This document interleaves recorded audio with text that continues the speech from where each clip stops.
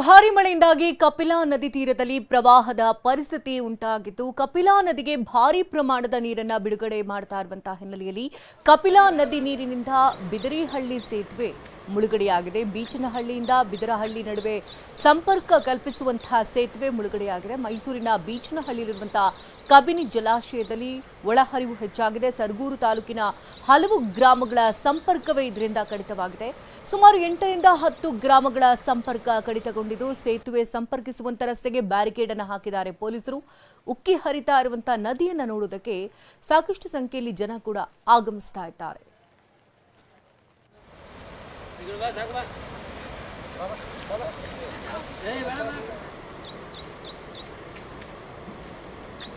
ಮಳೆಯ ಆರ್ಭಟದಿಂದಾಗಿ ನದಿ ಕೆರೆ ಎಲ್ಲವೂ ಕೂಡ ಒಂದೇ ರೀತಿಯಲ್ಲಿ ಕಾಣಿಸ್ತಾ ಇದೆ. ರಸ್ತೆ ಯಾವುದು ಕೆರೆ ಯಾವುದು ಕೂಡ ಗೊತ್ತಾಗದಂತಹ ಪರಿಸ್ಥಿತಿ.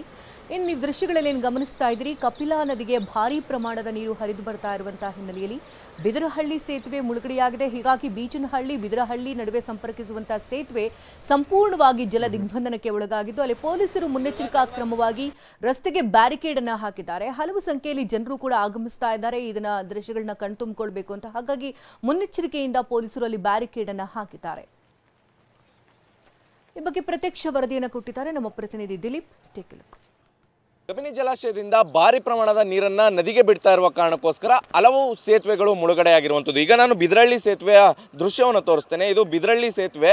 ಈ ಒಂದು ಸೇತುವೆ ಮೂಲಕ ಸುಮಾರು 10ಕ್ಕೂ ಹೆಚ್ಚು ಗ್ರಾಮಗಳಿಗೆ ಸಂಪರ್ಕ ಕಲ್ಪಿಸುವ ಸೇತುವೆ ಆಗಿತ್ತು. ಆದರೆ ಈಗ ಸಂಪೂರ್ಣವಾಗಿ ಮುಳುಗಡೆಯಾಗಿರುವಂಥದ್ದು.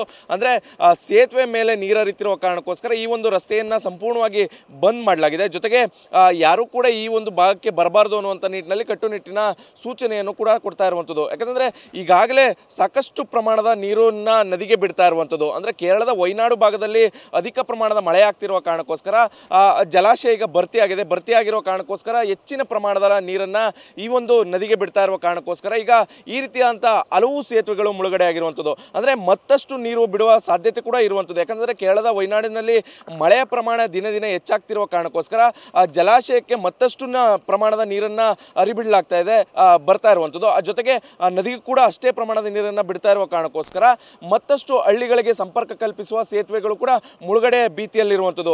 ಈಗಾಗಲೇ ಪ್ರವಾಹ ಭೀತಿ ಎದುರಾಗಿರುವ ಕಾರಣಕ್ಕೋಸ್ಕರ ಜಿಲ್ಲಾಡಳಿತ ಕೂಡ ನದಿ ಪಾತ್ರದ ಜನರಿಗೆ ಕೂಡ ಒಂದು ರೀತಿಯಲ್ಲಿ ಎಚ್ಚರಿಕೆಯನ್ನು ಕೊಟ್ಟಿರುವಂಥದ್ದು.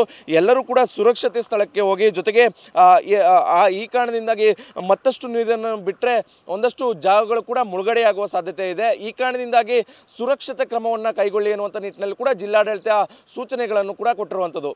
ಕ್ಯಾಮ್ರಾ ಪರ್ಸನ್ ಪ್ರಮೋದ್ ಜೊತೆ ದಿಲೀಪ್ ಚೌಡಳ್ಳಿ, TV9 ಮೈಸೂರು.